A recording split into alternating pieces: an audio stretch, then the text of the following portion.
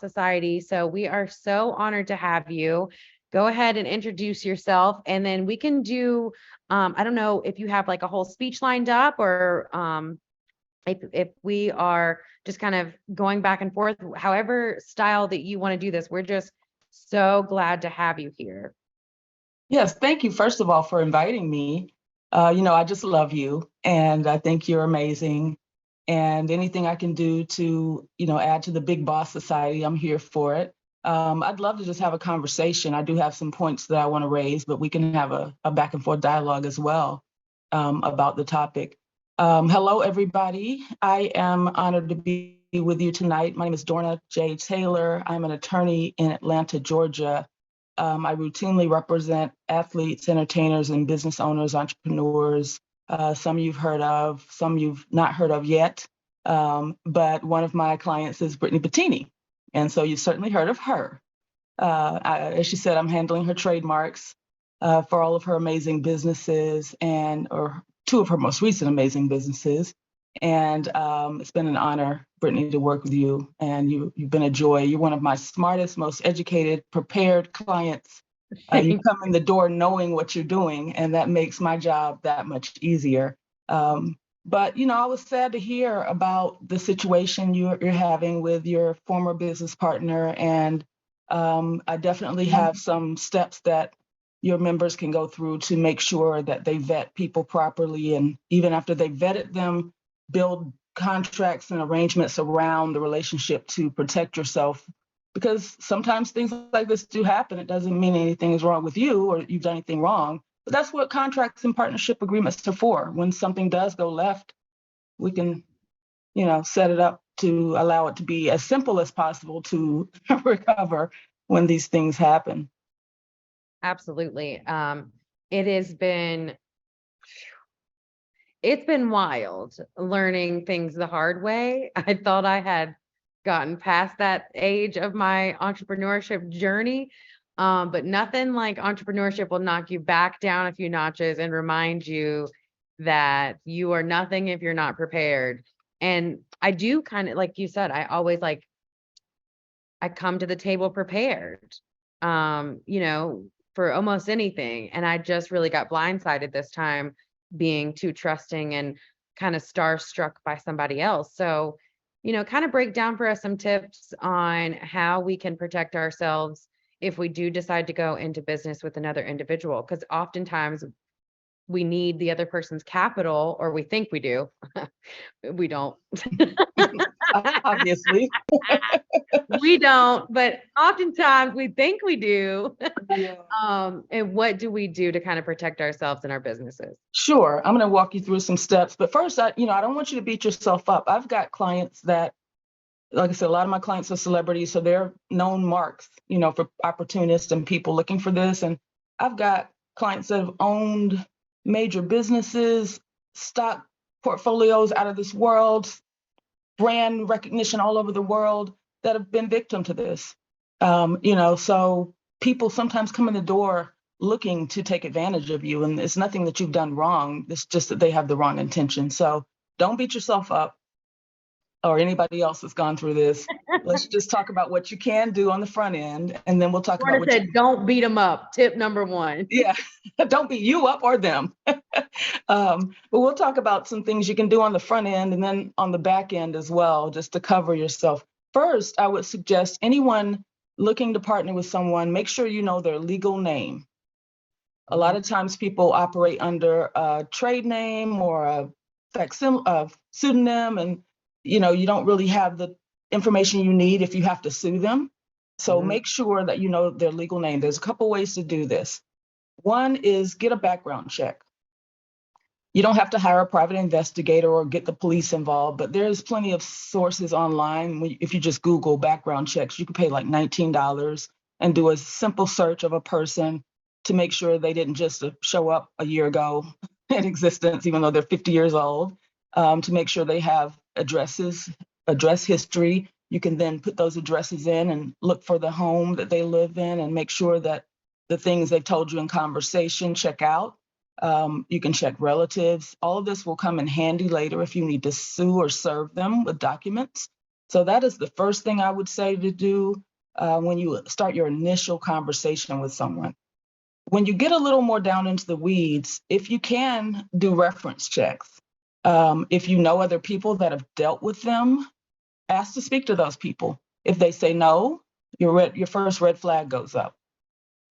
If they say yes, ask the questions that you really want to know. What was their experience like with that person? Did they feel like that person fulfilled their obligations on the other end of the deal? If it's former clients or former business partners or investors, just ask the questions for pertaining to your situation to kind of get a feel for those people's experience.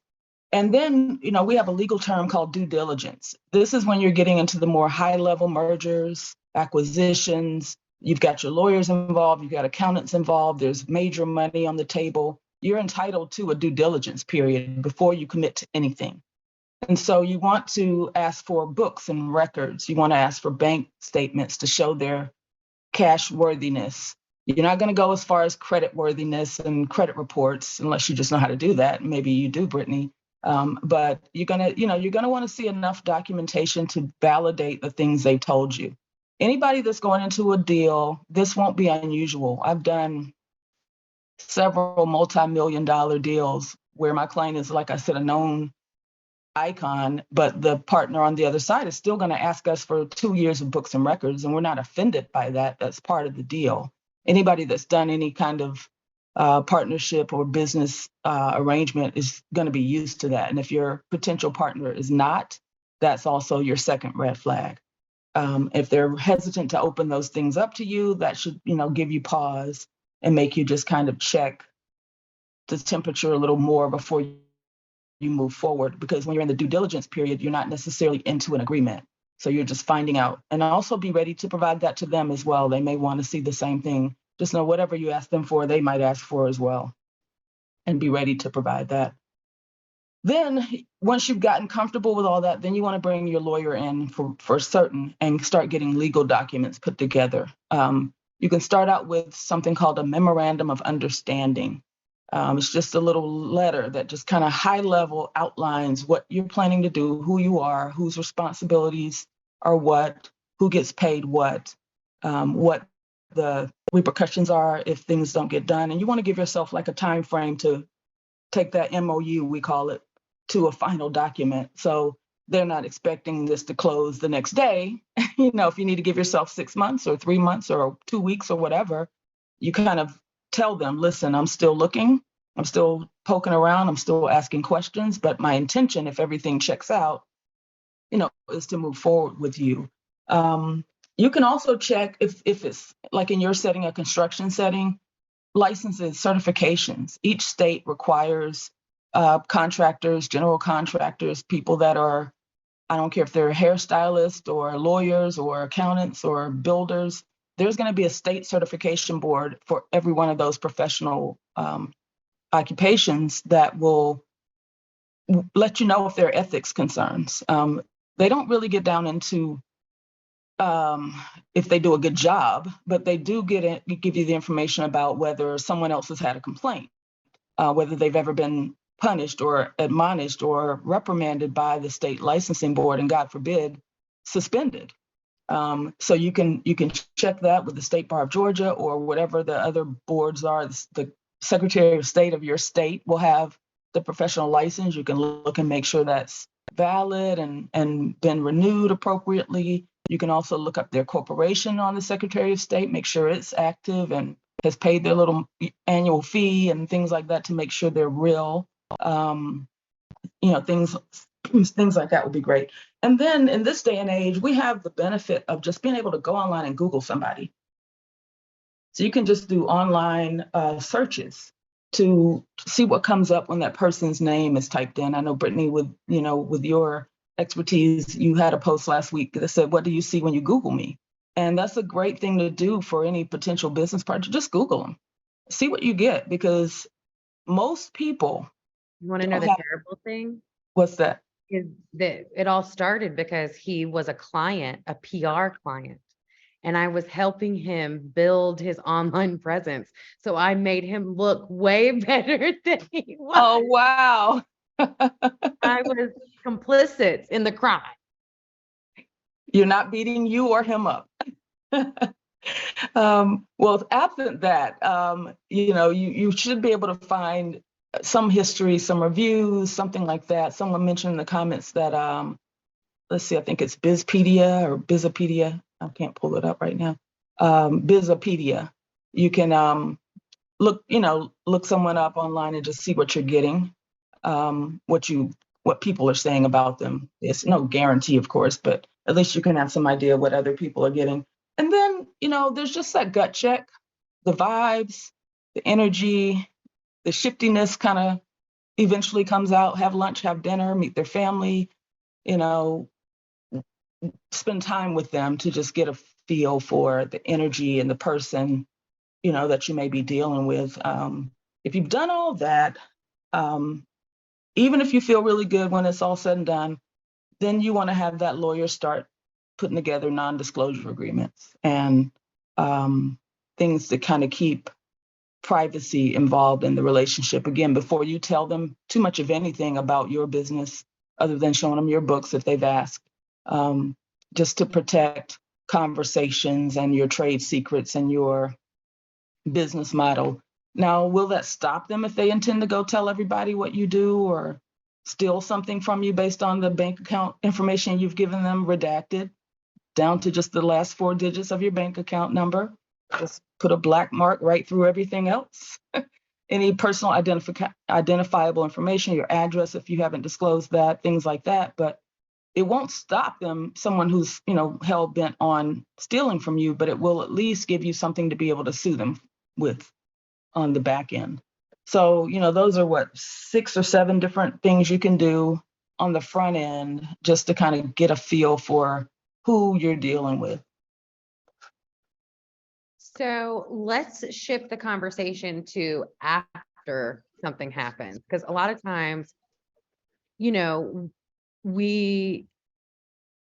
people get overwhelmed on the front end trying to even just start the business. Some of, especially in the big boss society, a lot of us are startups and, they struggle to get their LLC done, Mhm, right? mhm. So, on the back end, when something like this happens, what I noticed was, and so I went public, and so I made a public statement in a large group that is solely members of my home community. And I had about 12 people reach out to me to say that this had also happened to them, that this person owed them tens of thousands of dollars and this amount of money and all of these things. It can be scary and overwhelming to take on someone who has victimized you, is what I've noticed. Is I'm the first person to stand up to this person in a very strong way. And so what kind of things can you recommend, tools if they don't have a large, financial ability to maybe hire a big high price attorney, or, what can they do on the back end if something like this or something even different has happened to them and they feel like that they need to recoup their funds or that they've been wronged in some way? Hmm. Well, first, I really hate that those people waited until you said, I've been victimized to speak up, because you said many things about this person, even posted a picture of this person before that, and it would have been I ideal. asked them, I'm like, why didn't you come to me before and warn me? And they said what? Oh, well, you were just so excited and it looked like, and I was like, yeah, I was, because I didn't know that this person was a con man. So Yeah. maybe next time you won't wait till something bad happens so we can all be victims together. Right. But Right. now, Yeah. because of what I've done, he has 5 Mhm. pending lawsuits against him and all, and we're all just lining up. I don't expect to get any money out of it, but I do intend to do everything in my power to stick it to him. But Absolutely. And you're helping the next person, but it would be great if the person before you would have helped you. yeah, So, let's be that person. And nobody wants to be, just Debbie Downer, but if you see somebody that going into business with someone that's questionable, anonymously, you can, even call them and let them know, or send a messenger or something under a profile that's whatever, and just give them a heads up. But if all that doesn't happen, excuse me, before you exchange a dollar, you want to enter into a partnership agreement or a joint venture agreement or some document that formalizes the relationship. So you're taking that memorandum of understanding from a one-page document to a more thorough document that your attorney has prepared that covers all contingencies.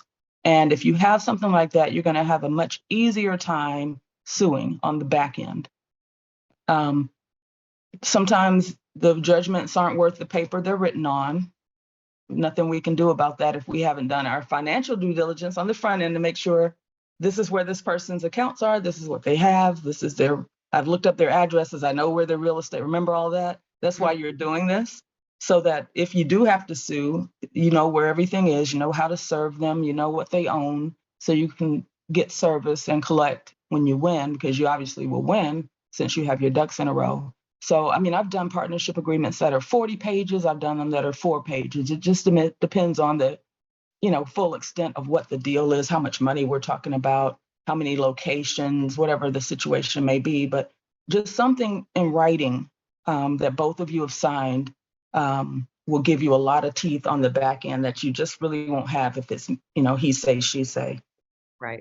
There are different types of agreements. There's partnership agreements, there's joint venture agreements, there's operating agreements. Those are great because they outline everybody's responsibilities. And they also will have a if then portion where it's like, if you do this, then you're liable for that. And so that's stuff you don't have to go prove. So now you're saving on attorney's fees on the back end because it can get very expensive. And you have to do a analysis. Look, am I spending more than I lost to fight, and I'm sure you're in the process of that analysis.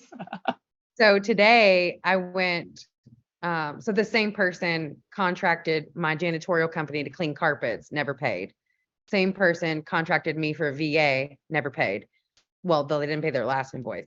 So in finding out that the police department wasn't doing anything on the criminal side, I went today, even though my attorney is handling the stuff in here, he's only contracted through this company. So I went and filed 2 small claims court proceedings. I mean, the filing was $97 and then $35 to get it served. Right. And I think the invoices were for $500 and $600. Right. So like, how petty do you want to be? Because Very. he will see me in court on July 6th for, I wanted him served on multiple occasions. Yeah, I agree. I think that's smart, because you got to recover what you can. First of all, you have your invoices, so that's going to be something you can win easily. And you'll be able to look them in the eye. And most courts, especially small claims courts, when a suit is filed, the judge is like a part-time judge most of the time, and they really don't want to decide it. But they're always a lawyer. So they are thinking like I'm thinking, and they're going to send you outside in the hallway. It's just kind of part of it. And they send you outside in the hallway, and then you get to say what you have to say. And maybe you can get a conversation going about the bigger picture, not just what you're in court for, and get some sort of answers, because what you're doing is shaming him publicly. And I'm for that. And I would imagine that he wants you to stop.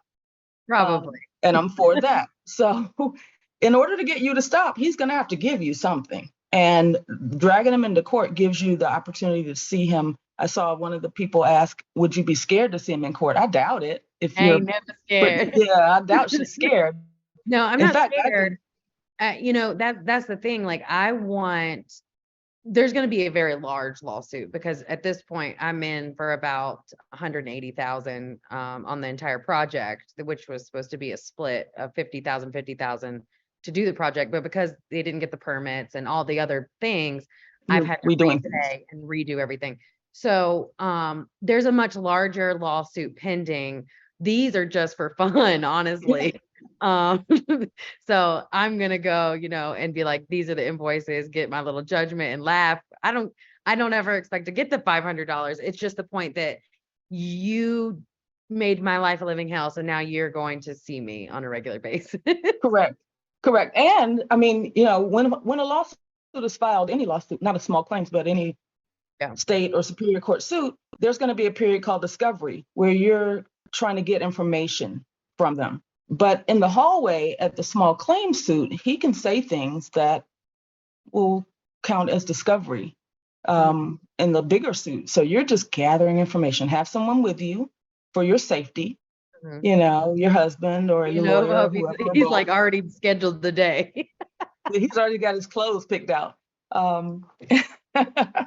But, you know, have someone there just to be able to remember what's said and just make a note of anything that slips out that could be helpful in the big suit. So I think it's great that you're doing these just for fun suits, because there's so much that you can accomplish besides $500 or $600 just by doing this. And again, like I said, I think he's going to want to get you to stop with what you're doing.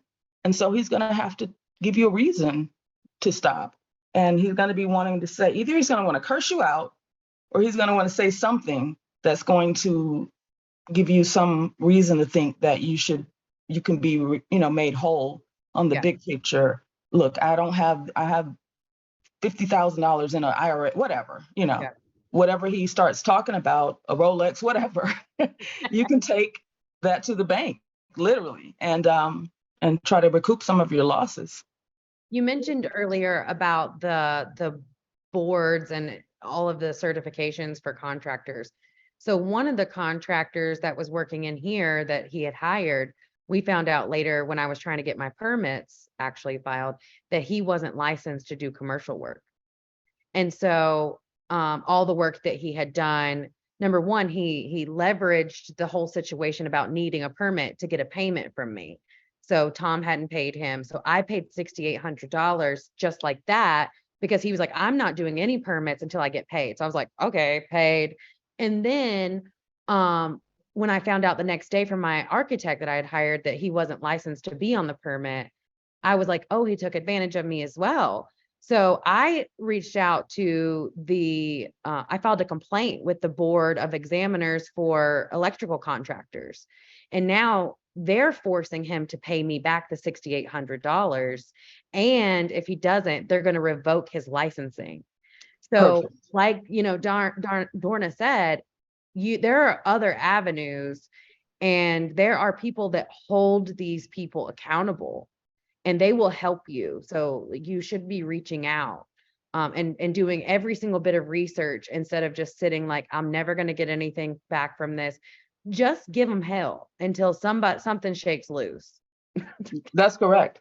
You know, as an attorney, I don't, but I could get a bar complaint from anybody that I wrong, right? Right. And so those are public information, and that can keep you from getting future clients. Now, I don't know how many of my potential clients check the bar to see if I'm in good standing, but I don't want one to check the bar and see I'm under investigation. Yeah. So, you know, if my ethics don't govern my behavior, then that fear should. And every professional license physician is going to have something like that, where if they don't do what they're supposed to do, again, this is not if they win or if it's a beautiful building or the quality of the work, but just the ethics behind the person, they are able to penalize them publicly for that. And the reason for that is so the public can be on notice. The bar wants people to know which lawyers are bad lawyers. I know there's all these jokes that all lawyers are bad lawyers, or the only good lawyer is a dead lawyer or whatever, but there are All my thousands lawyers. there are thousands of great lawyers who don't have any of these things on their record, and you can check and see if the one you're dealing with is not one of those, and that's in every field. So the flip side of that, like you said, is if something bad does happen, they'll hold their feet to the fire or take their license, and now they're out of work. So they have every motivation to help you collect, because they don't want a blemish on the profession. That's their job, is to make sure that the public is protected. Another avenue that comes to mind is in Georgia, and I think this is federal. We have something called the Consumer CFPB. I'm trying to think of what it stands for. Federal Yeah, what is it? Consumer Financial Protection Bureau. Right. You can file a complaint with them.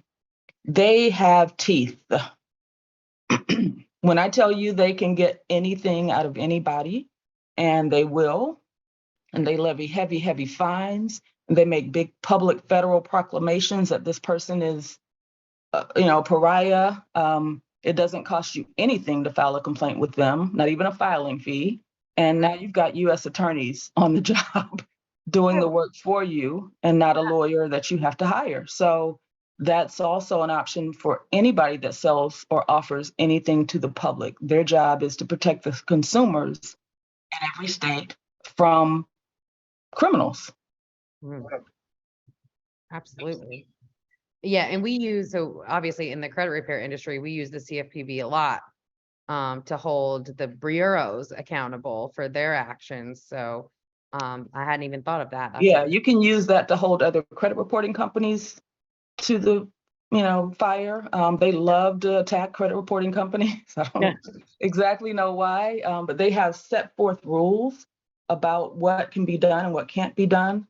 And if those are violated, they will fine them substantially for every person. The fines are like $500 per occurrence, sometimes $5,000 per occurrence. So the fines stack up really quickly, and they get that money and they give it to you if they, if that's what the deal is.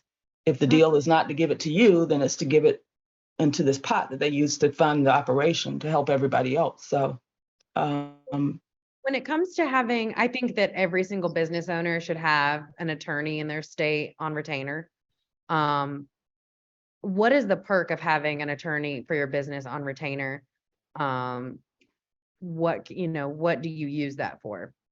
So you use that to run everything by, right? Once you have an attorney on a retainer, you've paid them a set amount of money for a set number of hours, or I have some clients that pay me monthly just to use my name to scare people. So there's two ways to do it. Get on that list. Come on.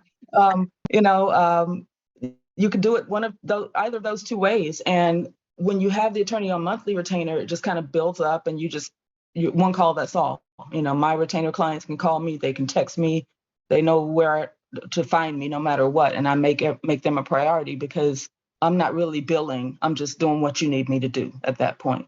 But if you have somebody on an hourly retainer, and let's say they're $350 an hour and you've got 10 hours, you've spent substantial. Now you spent $3,500, but your eye is on the clock and you don't want to, call them for every little thing. But when you need them, you don't have to try to get an appointment. Yeah. Now, are you available? They should be available. They've got money on retainer. Are you taking new clients? That kind of thing. And you can vet an attorney when you don't need an attorney. You can build relationships. Brittany and I met through one of my clients. And so he raves about me. She came in the door already knowing who I was based on the people that she knows that I represent. So I doubt you vetted me. Maybe you have, but vetting is knowing that I trust these people and they trust her. Vetting. That's vetting, right? And that's a good way to get a good attorney or a good anything, really. If you know other people that have worked with that person, then ask them. You don't need to ask that potential partner for permission. You already know who the people are that you can contact to find out what's up with that person. So I really don't recommend just like going through Google and just picking an attorney, whoever answers the phone first or whoever. What I did was, so I have a family attorney who's doing our adoption. She did my domestic violence divorce, all that nonsense. And I know she only does family law. So when I reached out to her, I said, hey, I've got a huge issue. This is what's going on. Who do you recommend? And she was like, oh, you need my partner, Anderson Ellis. He's the bulldog. He'll take care of this. And, so getting a referral from an attorney that's helped you in another type of case, because you definitely want a business attorney. You don't want your family law attorney trying to handle a business situation because they don't know. No, even if they tell you they do, they don't. Yeah. And you're going to waste your 10 hours or whatever on them researching, right? So you don't want to do that. And I was just going to say what you just said. I get probably way too many times a day, people just reaching out to go, hey, I know you don't do labor law, but do you know anybody? Right. To the point that I'm going to put together just a thing and just say, here's my recommendations in these areas, have at it. Because that is the best way to get another good attorney is from a good attorney. We run in the same circles. We've known each other for decades. You've seen them around, you know who wins, you know who the judges like, that kind of thing. So that's a wonderful way to get an attorney referral, is from another attorney. Even if they're not your attorney, if you go to church with one, or you know somebody, or if you're in a small town and you know where the law offices are, the ones right around the courthouse, those are the good people. Those are the people that go to Really? court a lot. That's Yeah. why they're right there. That's not all the good people, but those people can afford that rent and they are right there so they can run in and out of the courthouse. So they're doing Mine's a lot right of there, lawsuits. right Yeah. across the street. Hmm. That's why they're there. And so, they're doing a lot of litigation if that's what you're looking for. I wouldn't want, now in Atlanta, that's not a thing. Like, there aren't attorneys around the courthouse, but in smaller towns, that's how it's always set up. Another thing I want to point out, when you have to sue someone, you have to sue them where they live or do business. So when you're going into these deals, make note if someone is based in Texas or, hundreds of miles from where you are, because your potential cost to sue them goes up exponentially if you have to go get jurisdiction in another state. Now, you might have a litigation attorney in North Carolina, but you've got to hire somebody in Texas. Mm, So, be mindful of that. It's hard to overcome that. To some extent, you can say they're doing business in your state if they're doing business with you, but there's going to be some motions that have to be filed to show that as the case. So, um, you know, I wouldn't recommend that you hire a general contractor from another state. yeah, They're not licensed in your state. I can promise you that, because why would they be? right. And you're going to be waiting for them to get that licensing if that's what they are going to do as part of your deal. So also, just kind of, going back to what you can do on the front end, that's one of the things. Be wary of people that aren't based, at least in your state. They don't have to be in your city, but at least in your state. So if you have to sue them in a county that's 10 counties over, your attorney is licensed in the whole state. And most attorneys are only licensed for one state, because who wants to take the bar more than once? Not me. Right. So that'll help you on the back end.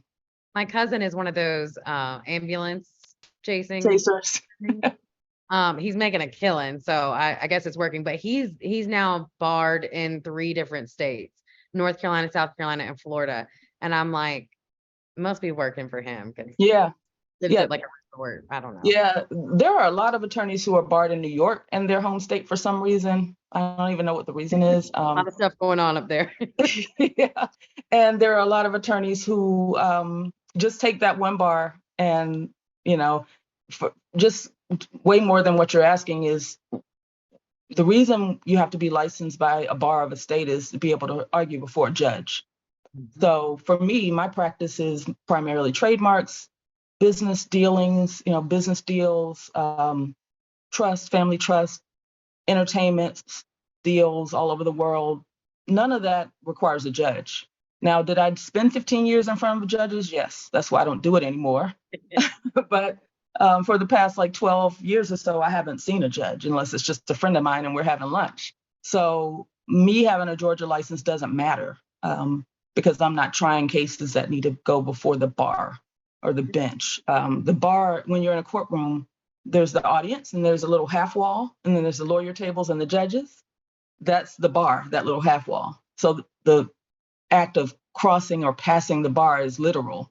If you need to go past that bar to address the court, you have to be licensed and having had passed the bar in that state, is a way to think about it. Hmm. So you mentioned trademarks. I know that that's probably something that people are interested in. Dorna has done both of my trademarks, one which was very easy, and then one, let me tell you, Dorna, I took my family to, or took my husband and family to play Top Golf in Greenville, South Carolina, for Father's Day. And we pulled in the parking lot and my son goes, "Mommy, that place is called Main Event." So let's talk about the importance of trademarking and the name of your business and all that good stuff. Uh, Okay. It is so important, because, and I always use this example, you don't want to be building goodwill in somebody else's business. mm, You don't want, the reason that the federal government, and it's a US government process, provides the trademark protection is to keep people from causing confusion in the marketplace for consumers. Almost every law is designed to protect the general public, right? So they try to keep people from having confusing, conflicting names where it's like 15 different main events. And when you pick up the phone to call the main event, you think you're booking Brittany and you're booking the Top Golf in Greenville, right? So more than likely that company isn't trademarked, the one that your son saw, but maybe it is. Perhaps, no. The trademark attorneys are individuals, and sometimes, there's some disparity there, but the reason that you'd want to control your marks in your brand, I see Shaq's Restoration, I see Monica James, you don't want anybody else out there operating with that name and causing confusion. You also don't want to you're going down the road and you're $180,000 in and find out you can't operate because somebody with your name is sending you a cease and desist letter. So to do that on the front end saves you a lot of headache, a lot of trouble. There's a million different names in the world, and you can pick one that doesn't have an issue, and you can build that, and you're the only Beyonce, right, or whatever that's out there, and you can go and grow that and not have the worry about somebody coming and making you change that name midstream. The process is long. There's no other way to put it. It's about 18 months right now. Simply due to the backlog in the United States government and the number of people that when COVID hit that lost jobs or were at home and they had time to finally start that business that they've been thinking about, but they were working 45 hours a week and they just didn't have time. So there's a glut of filings that came in, plus the staff was working from home and they took a while to get adjusted to that. So the process normally takes 12 months. Right now it's taking 18. I'm getting back like first looks at cases I filed in June and July of last year. Once I get that back, it starts moving much faster, but it's taking them that long to touch the file. So anybody that's thinking about doing a trademark, I like to make them aware of that. However, once your trademark is eventually registered, it's retroactive back to the date you filed it. So you're not losing any time at all. It's just going to take you time to get that registration. And you're expected to be, now this is the part that doesn't make any sense. Before you get their feedback, you're expected to be using that name in the marketplace. You have, a period of time to show that you're using it commercially before it can be registered. You can't file a trademark to sit on a name or to hold it or keep other people from using it. You have to actively be using it. So there's that makes no sense to me, because if it ultimately doesn't get registered, now you've wasted your money and time, but that's how they have it. So what we do on the front end is, and we did this, right? Both you and I, Brittany, we do a search to see if there's anybody out there operating under that name in the lane that you're looking to be in. They do it by classes, so it's really specific to what you do. You can control that name in your industry. And if there appears to be none, then you're kind of safe to go forward.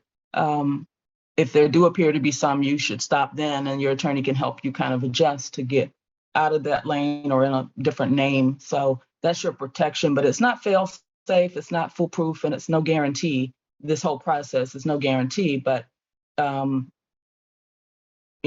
sadly, I have two that have run into hiccups, and you're one of them. And the other one has the word boss in it. So let's not try to do big boss society, because Hugo Boss is a known bully in this industry, and they come along and fight anybody with the word boss in their name, no matter what they do. And they just drain people of money to keep that word boss.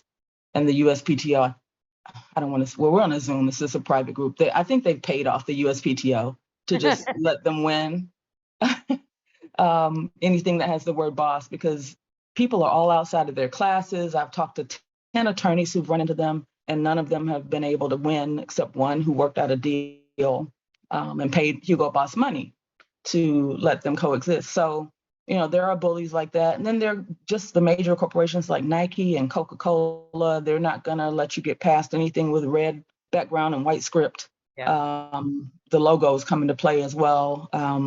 Fendi, if you have F's doing anything, you're going to have a problem. So we look at your logo as well, just to see if there's a concern about confusion in the marketplace. It makes sense. So, if you guys need to trademark your business, Dorna Taylor is amazing. I recommend you to everyone, because it's such an easy process as far as like the way that you set it up and the things that we need to upload, and you walk everyone through the process. Like I did it the first time and it was easy because you walked me through it. And then the second time I knew exactly what I needed because I'd done it once. So definitely highly recommended for you guys if you, and I didn't know you did trusts. So Yeah. in Georgia. No, that is also nothing that requires a judge. In fact, the very concept of doing a family trust is to avoid probate, to So let's avoid go ahead judges. and get on the phone about that because Oh, I have okay. a trust for my family, and then my parents want to put their business and everything in a trust to avoid probate when it's my turn to take over. Yes, yes, yes. We'll definitely work on that too. Nice. Yeah, yeah. And those are really passion projects of mine. You know, I'll tell your audience, you already know this, but I lost my husband in 2019. And he not only didn't have a trust, he didn't have a will because we thought we had more time. Mm. Don't we all, right? And we were wrong. And so I had to go before the court and get appointed administrator of his estate. And I had to have a guardian ad litem come into my home and look at it, and my children, to make sure that I was suitable. Now, granted, she took a couple of steps inside my house, looked around and left, but I Yeah. had to pay her. I had to pay for that. Right. And so I'm spending money that if I had done what I know how to do, which is one of my catchphrases, and had my family trust set up, then I have it now, obviously, but then I would never had to submit to the court. I wouldn't have had to open up his business and everything that he owned and put it in public filings. It wouldn't have had to be in the newspaper, all of the things that happen. And we didn't even have any arguing in our family. It was clear, I'm his wife, I'm running the show. There was nobody trying to like fight me on that. But I used to do probate, and the families that would fall apart, get mad at the daughter that was named the executor. Now the siblings aren't speaking to each other, or the grandchildren got everything, and now the kids are mad at the grandchildren and their nieces and nephews. The mess that's left when nothing is done is the risk is just too high, and the money that's spent fighting. We all heard about like Chadwick Boseman, who played T'Challa in Black Panther. He died not unexpectedly, but rather young, and his estate got split three ways: his parents, his wife, and the court. Mm. It's just ridiculous. I mean, I think James Brown was on ice for a year with people fighting over what was going to happen to his body. If he'd just had a document that said, this is what I want you guys to do with my body, they'd have to do that. So there's just so many things that can happen that you don't anticipate, but you can anticipate it with a trust. And we sit down, and like Brittany said, I sit down with you on a Zoom just like this, and we talk through, so it doesn't matter where you are. And we talk through what you're trying to accomplish, and then I draft the document the way you want your things to go. Even with my trust, my kids are 18 and 15. But if something happens to me tomorrow, I've got it set up where my kids, I can parent from the grave. I have this much money going to you when you're 18, this much when you're 21, this much if you graduate college, I this got much. gold still. It's like, what's that show? What's the show? That medium Power. show? The Power show, Yes. where he was like, you get the money when you graduate from college, and you get this, and you get nothing. Yep. Exactly. And so you're parenting, you're like, go to college, and then you're going to get 25 grand or 50 grand or whatever. You graduate, you're going to get this much more. If you go to college, I'm paying for everything. If you don't, I'm not giving you this money. So you can still, guide your children through their lives from the grave with this money. And we're talking about life insurance money most of the time, which I don't sell life insurance, but I highly recommend everyone have it. And you don't want a 15-year-old to get $1 million. They're going to be on drugs or something. Right. It's just too much control for someone, too much access rather for someone that young. So you want to divvy it out. You want to have a trustee. During your life, you can have a trust, and you're your own trustee. I'm the trustee of my trust. I can move things around. I just sold my car last week and bought a new one. They were both in the trust. I just have to sign a few more words. Dorna Taylor as trustee of the blank blank family trust instead of just my name. That's the biggest inconvenience of it. And you can protect your assets. You also can't look me up and figure out where I live because my house is under a trust and you don't know the name of it, so it gives you some privacy. Celebrities do it all the time. I need all of this. I always say you can't Google Oprah Winfrey's address and figure out where she lives. Nothing is in her name. Most of these uber rich people, nothing is in their name, but it's not just for the wealthy or the uber rich. It's for everybody with something. So when it comes to your business, because that was always a question, like, so right now, Clean Streak Incorporated, I run the company. I've been running the company for years, 6 years. I don't own a percentage of that business at all. It's taken care of me and allowed me the opportunity to open my own businesses and everything, but I don't own Clean Streak. So if my father died, he's 100% owner of this business, and I'm not his biological daughter. So like if he died, even though I've been running the company, what happens to that business? Like it just stops and like all the money is broke. Like, so Yes. that's the thing. Like, what can you do to protect your business and set up a plan for succession? So Yes. that if you die, how does your family still have a business that is cash flowing and can continue to take care of everybody? That's real generational wealth. That's it. And you do that in a trust.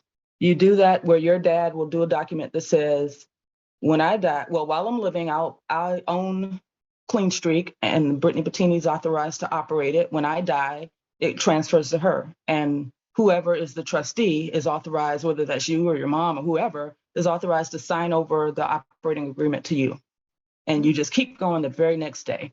And I generally don't like, to be honest with you, people putting their businesses in their trust because the commingling risk is sort of high. So we need to make sure there's an accountant making sure that people are in compliance there. But for the purpose of continuation and succession planning, it's perfect for that because, again, you don't have to go before a judge and get permission to keep the customers that are booked for. If somebody dies on a Tuesday, somebody's got an appointment Wednesday.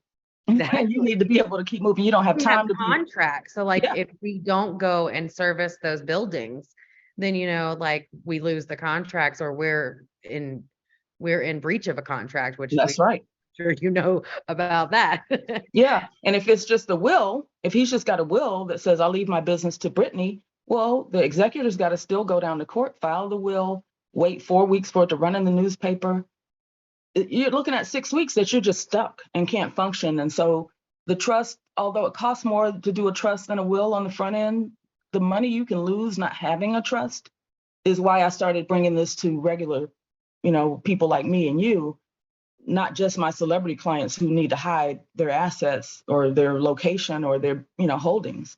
And I've been so pleased with the number of people that get it and wanted to know about this, but just didn't know who to ask. I didn't even know you did trust. I thought it was just trademark. So that's as good information. Yeah. We need to let the world know, Dorna. You'll be so busy. You'll be telling me to quit calling you. Never. So now, for the people in the Big Boss Society, because we'll have people that come back and watch the recordings and people in the room now who want to know how they can get in touch with you and how they can either have you file their trademark or do their trust. Okay. So I guess I'm 50 years old, so I'm from the school of like, my phone number is so-and-so, but I don't use that anymore. I mean, I have a phone number and a physical address, but we don't do that stuff anymore. The way people reach people now, I guess, is on Facebook mostly. So on Facebook, I'm Dorna Jenkins Taylor. You don't have to send me a friend request and look at pictures of my dog and my kids or anything, but just send me a messenger, a note in Messenger to say you're interested. I don't solicit, which is why you didn't even know I do this. I don't advertise. All of my business is referrals. I need to know who sent you. I just get to be picky at this phase of my life and career. So I am. So I want to make sure that you're somebody that's connected to somebody I know. So obviously you all are.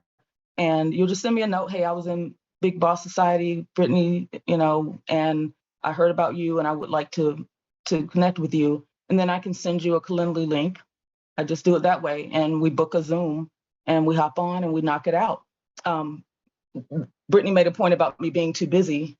I'm not too busy because I'm very selective about what I can take on, but I also, to keep the door open for people who are ready to move forward, require half of the fee up front to book the appointment.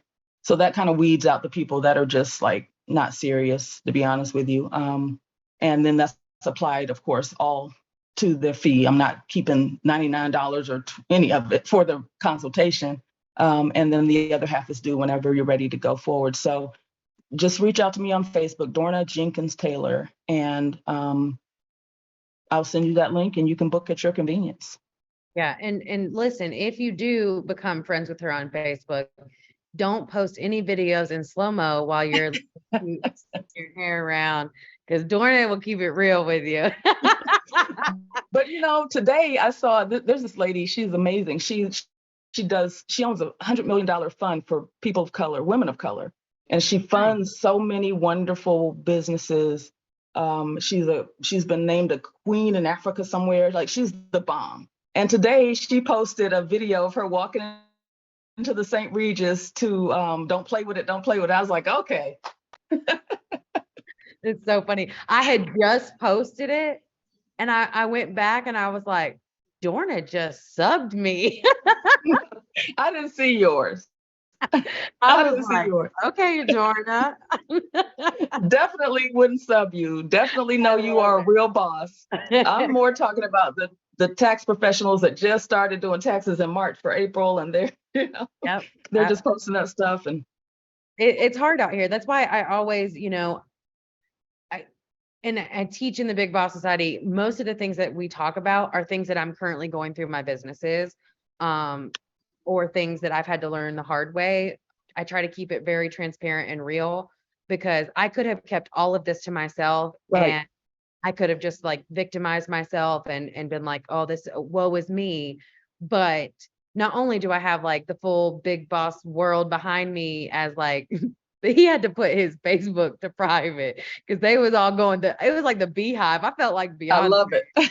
They was going to his Facebook page and putting eyeballs on all of his statuses. Anyway, He messed with the wrong one. He just might not know it yet. He probably does. he knows.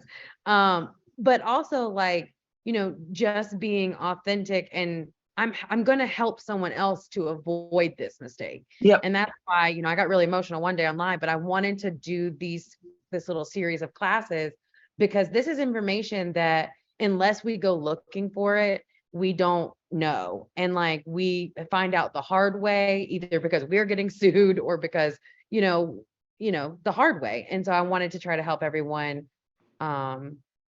avoid that. And who better to teach them than you? Because I told him, I was like, I can't teach y'all about legal stuff because I don't know, but I know a lady who does. Let me see if she'll come in. Yeah, I was glad to. And you can walk in slow-mo all you want, because you got the juice behind it.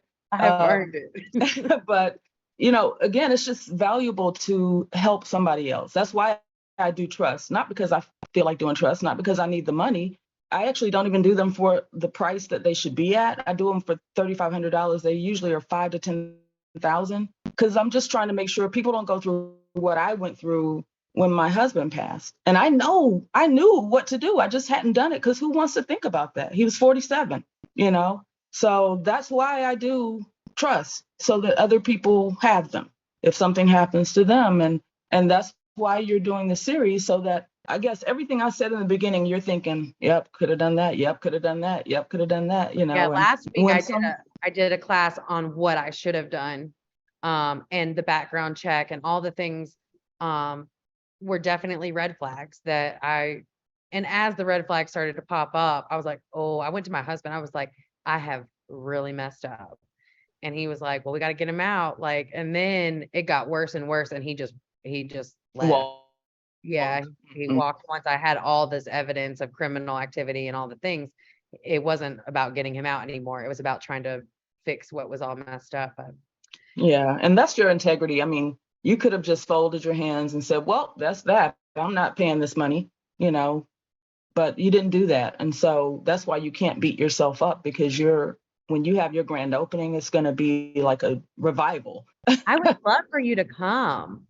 I'm going to try to come. Okay, I told Derek and Kayla that they had a table if they wanted one. So I got a seat for you. You just let me know. Okay, a seat at the table. I love it. Yes, you have a seat at the table. That reminds me, I have a group on Facebook, a free group where you pretty much every week, mostly every 2 weeks, I come on and I just talk like this, and I give legal information on a different topic. I have and I leave them all up. So there's a whole 1 hour live that I did last week on trust, where I go really in depth about what it is, why you want to do it. And it's called A Seat at the Table. And if you go to my page, you'll see it. I'm sure there's something there.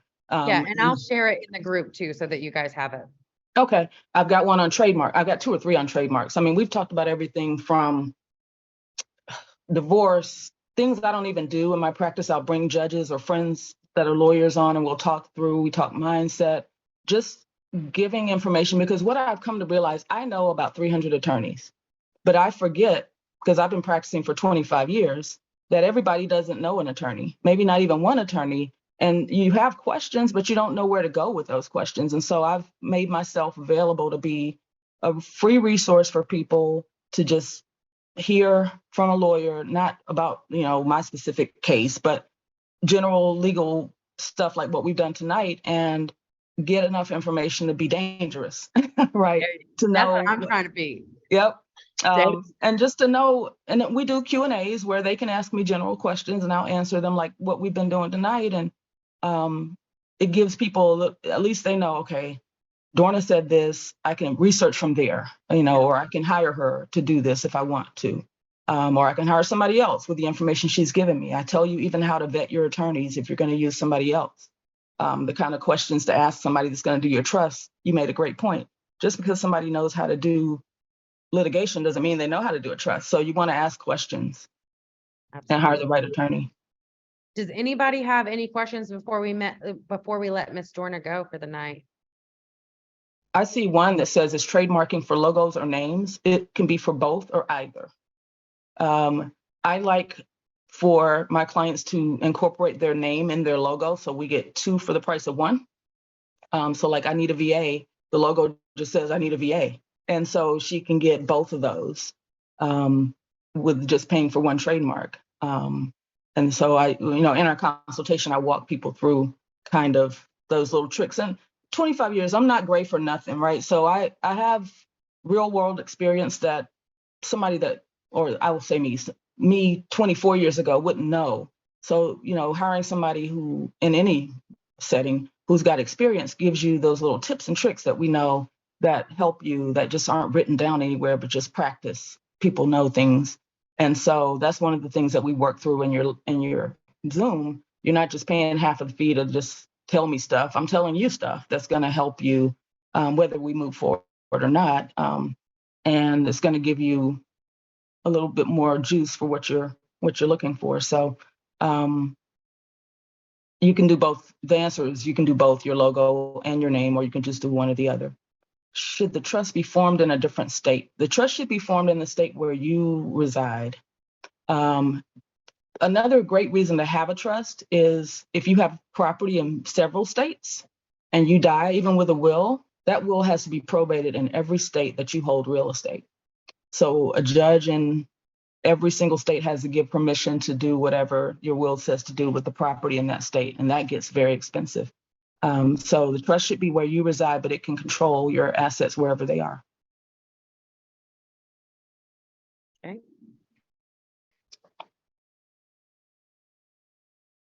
Any other questions, you guys? Make sure I'm not missing any.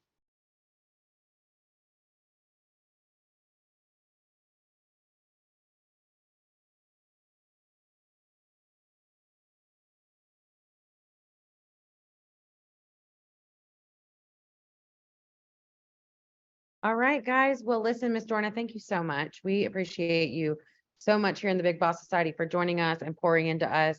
You guys go join the seat at a seat at the table. And, if there's anything that you guys need for her to help you with, reach out. She's amazing.